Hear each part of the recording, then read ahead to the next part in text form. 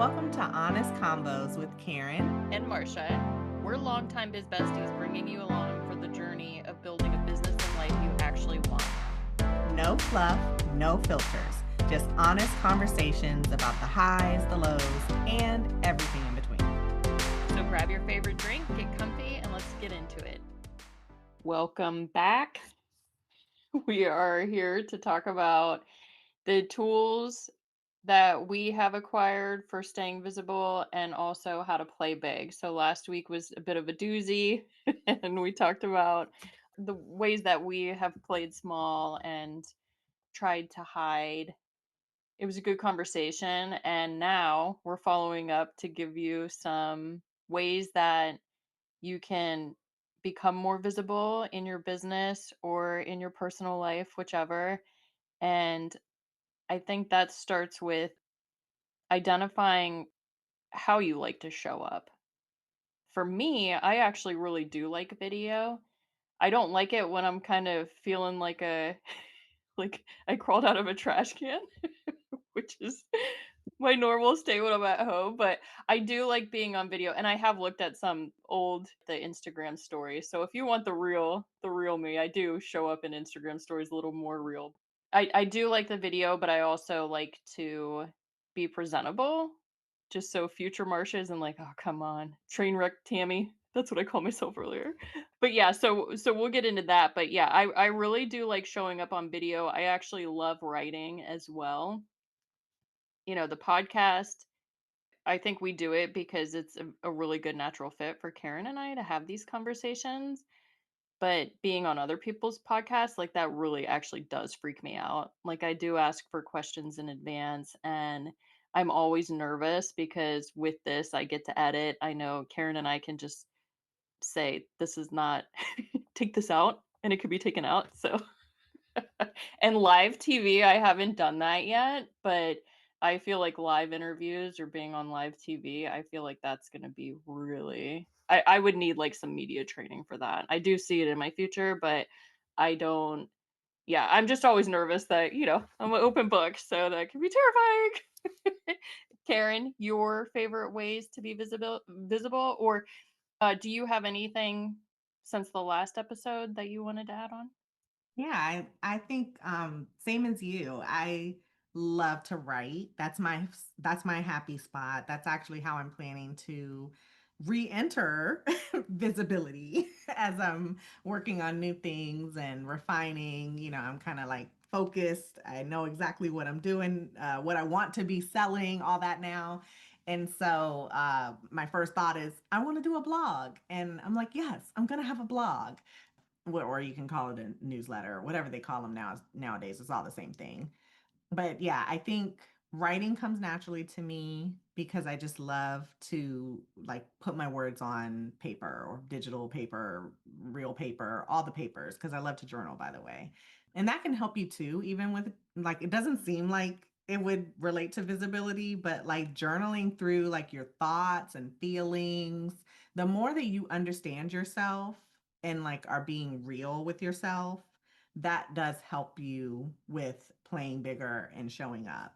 So definitely advocate for journaling. We'll probably talk about that more in a dedicated episode at some point. But definitely writing. It's funny. I feel like a lot of what we talked about before we started recording is coming back. But because I was just telling Marsha this, like I literally hate, I don't know why. I'll probably need a therapist to help me work through it. But I hate like watching myself on video, and I hate listening to my voice. So I listen to the podcast because, I want to make sure Spotify knows that people like it. And I listen on Apple. So I like have to hear it twice, which is torture, by the way. But so, because I just don't like to hear myself talk. It's just crazy.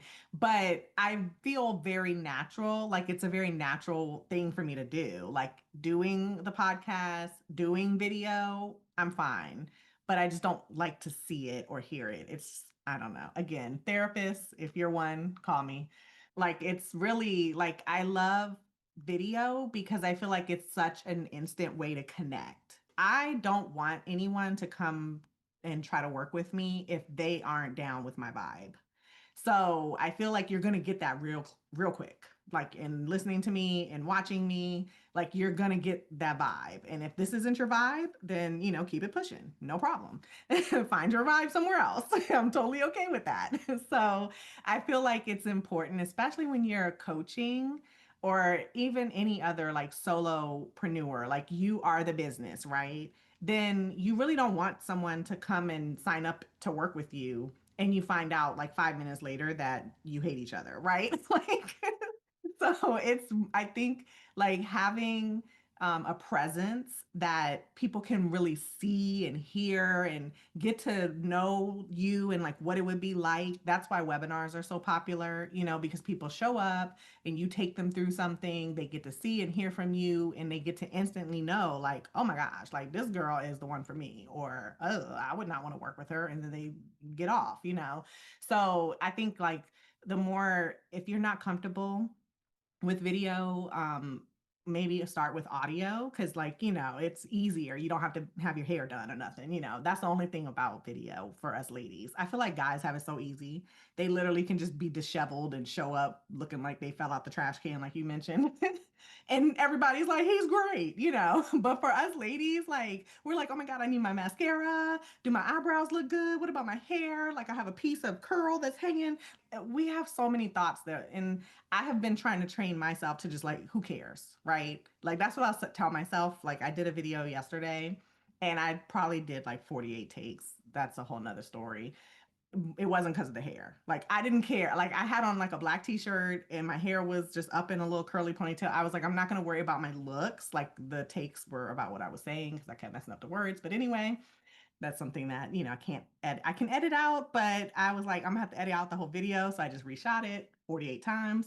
But I think, yeah, you have to just think about like what is gonna be the way to like instantly connect and like do that. But I would always advocate to start with like if you love to write, start a blog like I'm gonna do because it's not really like the end goal is still achievable. Again, everything works, right? We know everything works.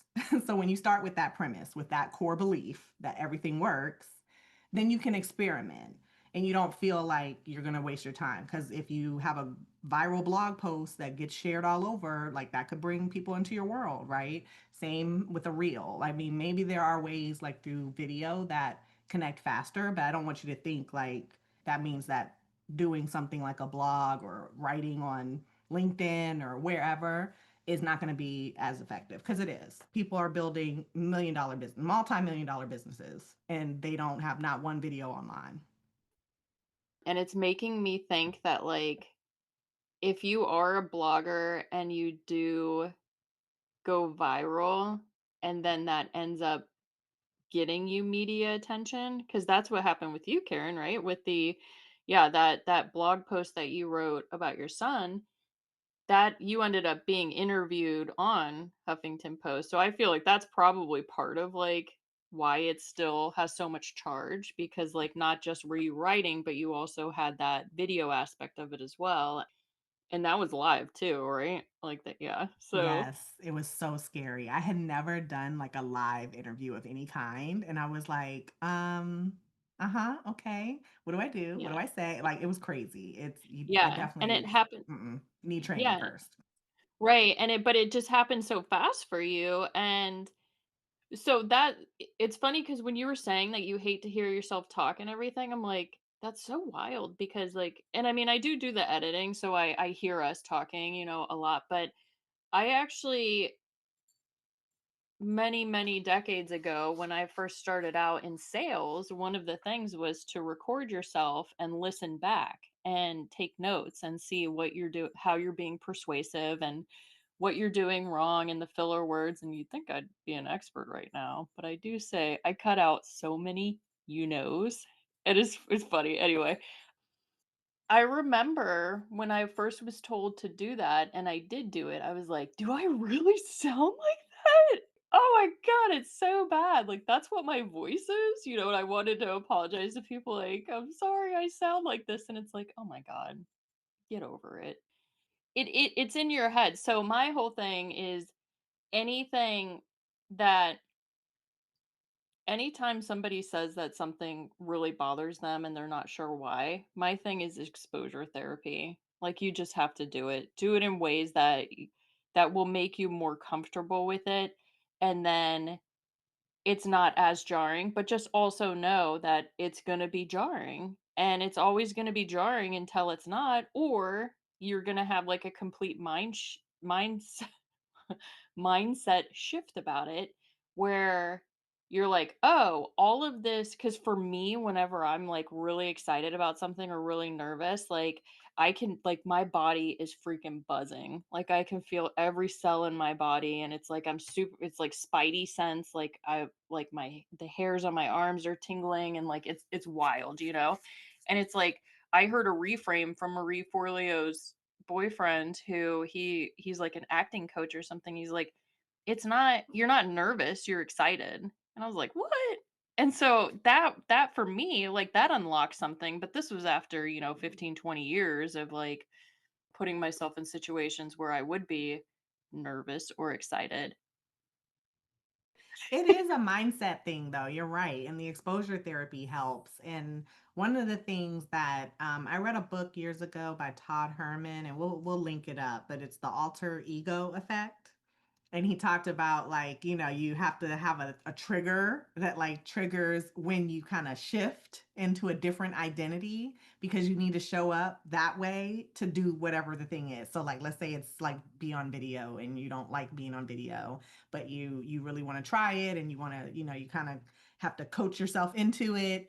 You would put on some glasses, and like now it's like, video time. And so you kind of embody a different persona so that you can do the thing you need to do. And I think Beyonce talked about it like earlier in her career, where she has this like identity alter ego, Sasha Fierce. I think it was her third album where it was like, I am Sasha Fierce.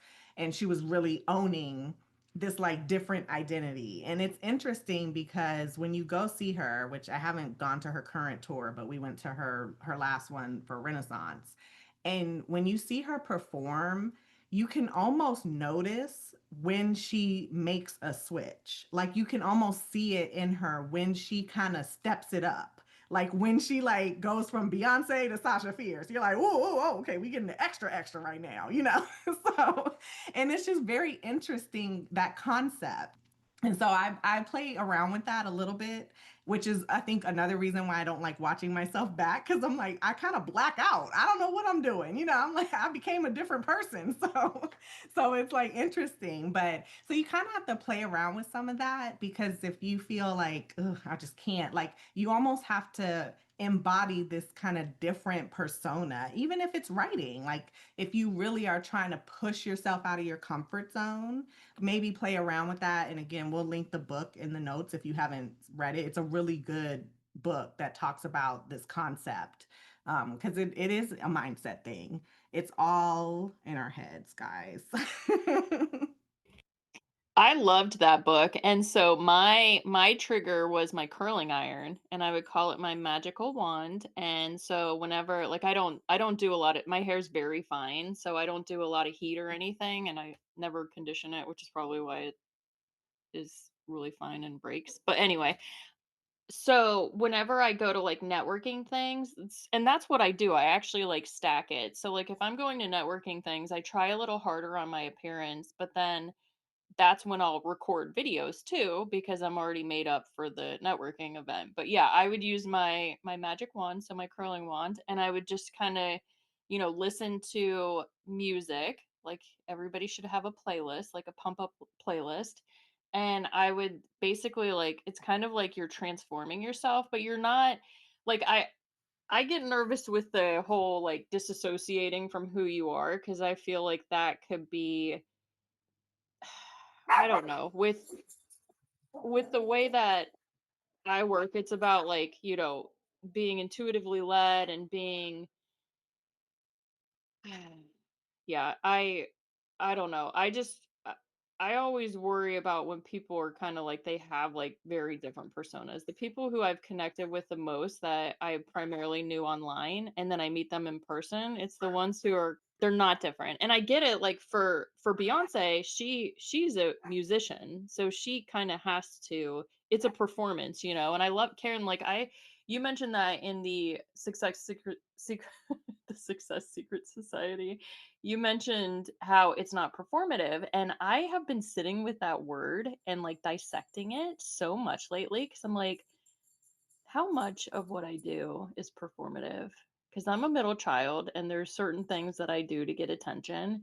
And that word just for me, like it's really been sitting with me for a couple weeks now. But anyway, so like if you're an actor or if you're a musician or whatever, like when you're putting on a performance, yeah, I think the alter ego thing is really good, but it's when you are a soul led or heart centered entrepreneur, like we do talk about this authenticity and everything where you want to be you're selling yourself, and you're connecting. And what you said about video too, like that's so good because yeah, there's certain people you just don't vibe with and it's like that's fine, but like I love getting to know people on video because then when you do actually have like a one-on-one or you schedule like a Zoom or whatever, like you're like, "Oh my god, this is who she is." And it's trippy.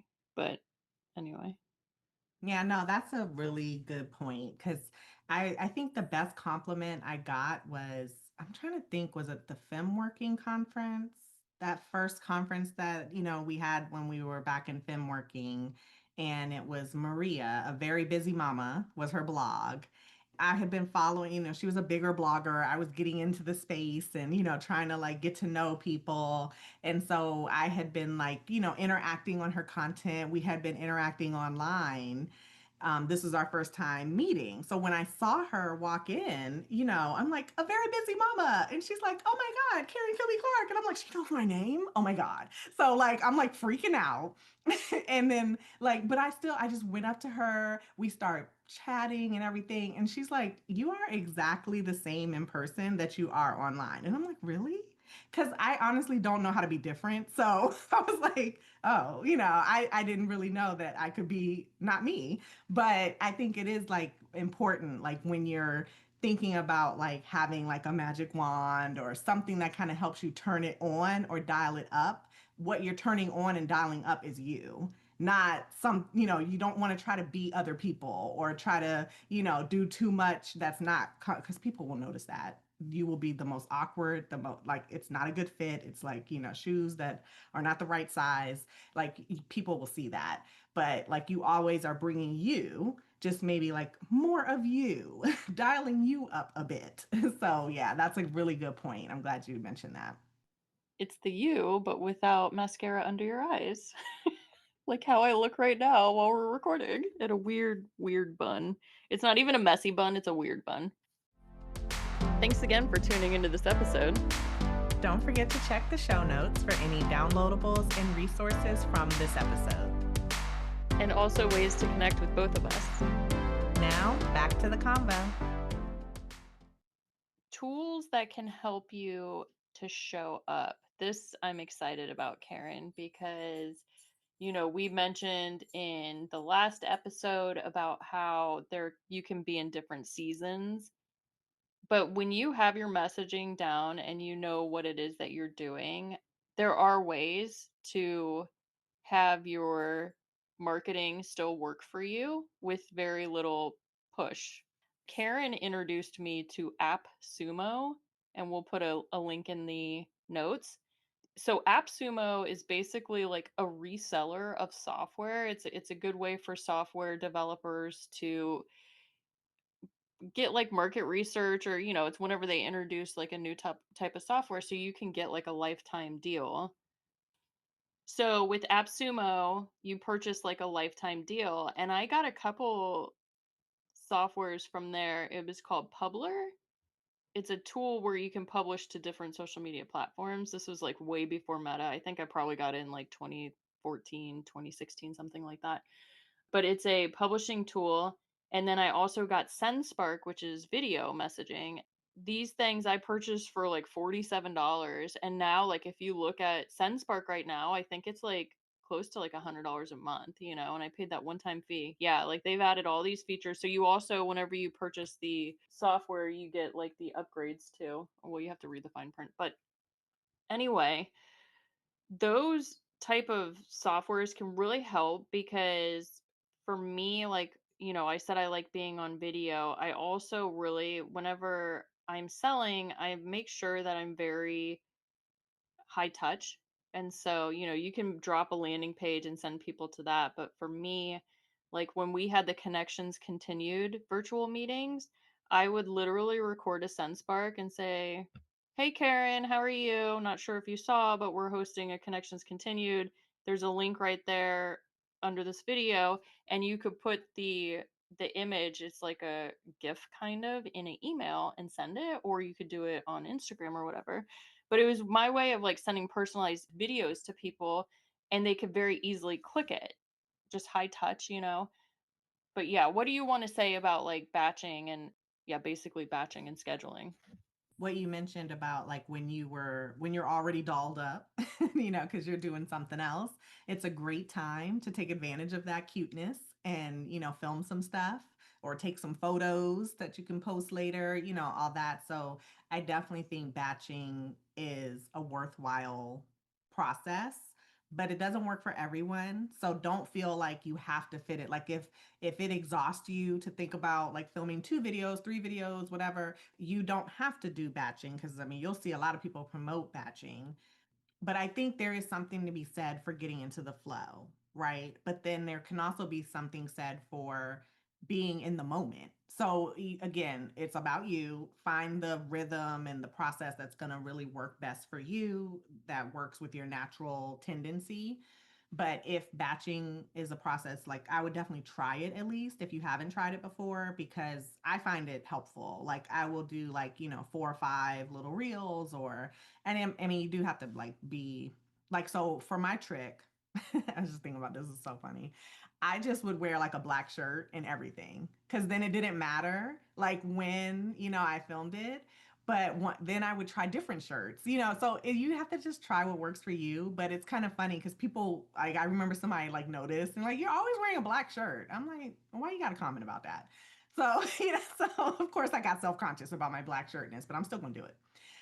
So I think you have to try what works best for you and just think about that. Like if you're going to be posting it like consecutively, do you want to have like a uniform? I think I chose a black shirt because I was thinking about Steve Jobs and how he always wore a black turtleneck. I don't know. Might have been subconscious, but like think about that. Do you want to have a uniform, and kind of always have the same shirt or the same color or whatever? Maybe your brand colors. If you have like branded t-shirts, 100,000% wear that, if you're doing video.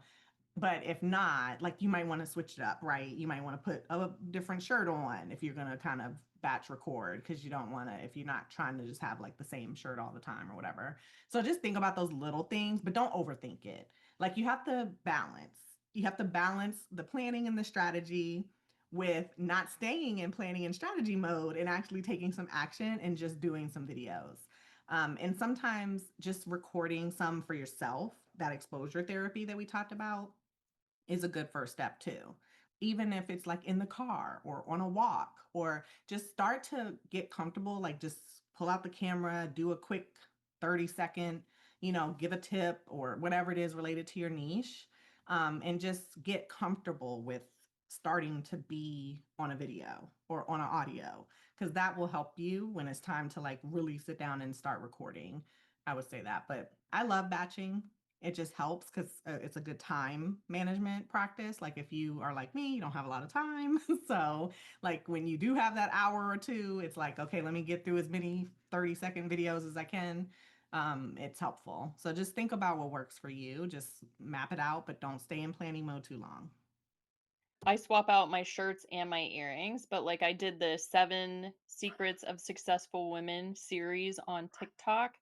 And so like one day, I mean, and they were like the first one, there was the first one, and then 4 days later was the second one. And then anyway, so one day I was feeling good and my brain was working well. And so I was like, I just grabbed like 4 shirts and I just changed my shirts, changed my earrings, and recorded 4 of them, which was good.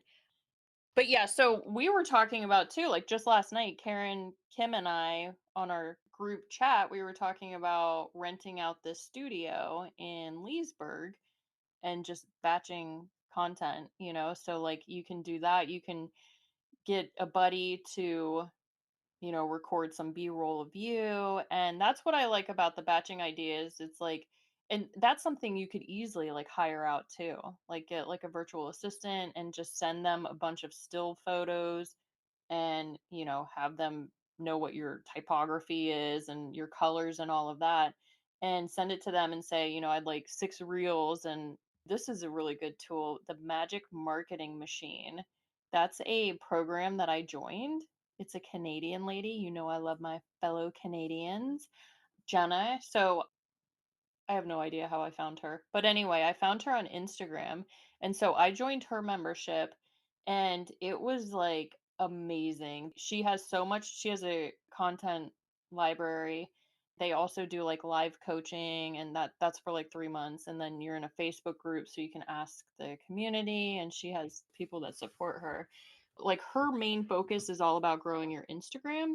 So she started out as like a social media manager and then just started teaching tricks and everything. And so she gives you like really good formulas on how to post. So that's I think with batching, it's smart to have your core messaging, just have you saying it in different ways, have it in carousel posts, have it and then schedule it out. And then, you can show up looking like you crawled out of a trash can in the Instagram stories. They don't live on, so it's not like it's going to be on your main Instagram feed.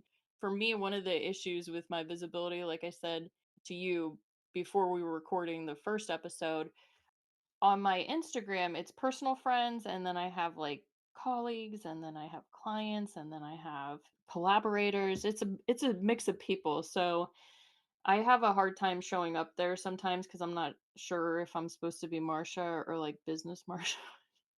I overthink it way too much. But anyway, so I'm gonna be like showing up more on the unlocking secret success just because for me, I feel like that's like a fresh start. And, we're gonna be advertising the programs that we're putting on. And I think paid ads, that takes away because you don't there's not that fear of like someone from high school like seeing something and being like, ew, that's so cringe. So like whenever you have paid advertisements, the people who are connecting with your message, they can convert and become customers. So like, I don't know. It's business ownership is hard and you don't want to keep showing up, but showing up to the same group of people saying the same exact thing with no variation because then you're not going to get a response. And if you don't get a response, you're going to feel defeated. And so that's another avenue that you can look at too is the paid advertisements.